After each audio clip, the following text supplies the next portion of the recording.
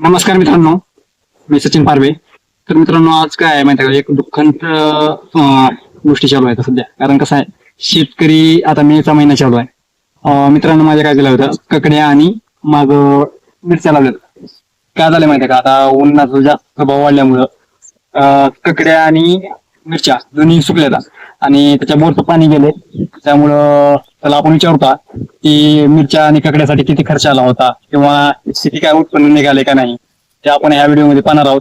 तर चला, आता त्याने हे बेल वगैरे उपटून टाकले आणि मागच्या मिरच्या जे आहेत मिरच्या पण तेवढी लागवड करून सुद्धा त्याच्याकडून उत्पन्न नाही. त्यामुळं ते मिरच्या पण उपडून टाकत आहे. तर आपण या व्हिडिओमध्ये त्याला किती खर्च झाला होता, त्याच्यातून काही उत्पन्न भेटले का नाही आणि बोरचं पाणी गेल्यामुळे शेतकऱ्याचे कसे हाल होतात हे आपण या व्हिडिओमध्ये पाहणार आहोत. चला तर मित्रांनो, त्यांना आता ककडीची वेळ उपटले, आपण त्याला विचारतो जाऊन खर्च वगैरे किती झाला, काय झालं तरी. विचारू काय करला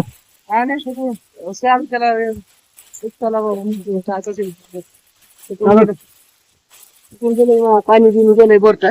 पाणी पाणी बसली महिना झाला पाणी गेले लावलं तर आपण 2 महिने झाले काकडी. पाणी बिनी गेले. आता काकडी लागायच्या टायमाला 2.5 महिने लागते काकडी. पाणी काकडी लागायच्या टायमाला गेलं, आता गेली वाळून. मिरच्या बी सुकल्या आता. पाणी गेलं बाहेर मिरचीला. मिरच्या पार सगळ्या ही येतात.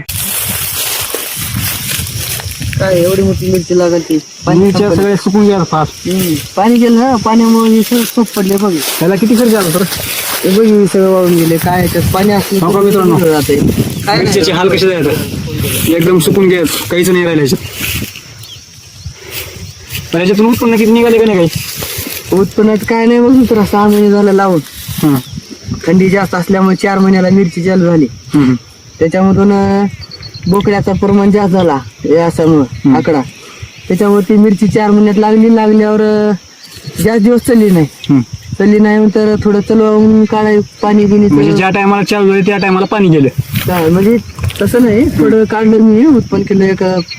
एखादी टन निघाली पण भाव लागायला व्यवस्थित. 3000 म्हणजे 30 रुपये किलोचा भाव लागला. आता मल्चिंग केलं त्याला सगळं गेलं 80,000 खर्च झाला बाय सगळा टोटल.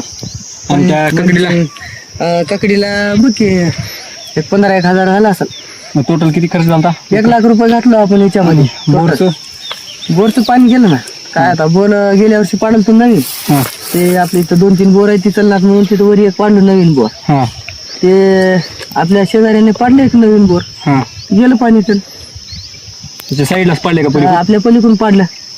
तर मित्रांनो, आता आपण ती पण म्हणजे कसं आहे, इथं जर बोर पाडला आणि तिथं खालून जर बोर मारला तर काय होतं माहिती का, ह्या बोरचं पाणी दुसऱ्या बोरला जाण्याची शक्यता राहते.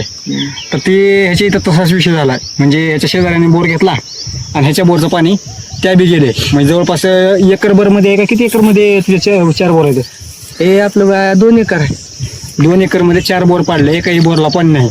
एका बोरला एका बोरला पाणी लागलं होतं. ह्याच्या शेजाऱ्यांनी बोर घेतला, त्या पण बोरचं पाणी आटलंय.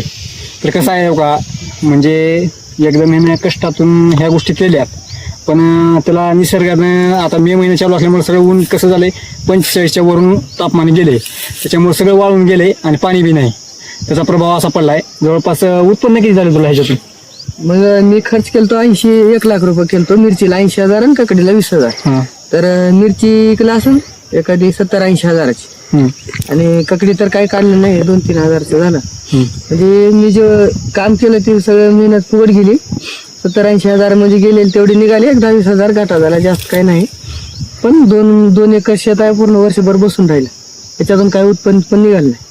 असं म्हणजे एकतर मेहनत बी गेली, पण नंतर पीक बी गेलं आणि टाइम बी गेला. तरी कसं आहे, जास्त काळ जर आता सगळं शेती म्हणलं तर सगळ्यात महत्वाची गोष्ट म्हणजे पाणी आहे. आणि सगळ्यात महत्वाची गोष्ट पाणी आहे. पाण्यावर शेती अवलंबून राहते मित्रांनो. तर व्हिडिओ कसा वाटला आणि मित्राची कहाणी कशी वाटली कमेंट करून नक्की सांगा.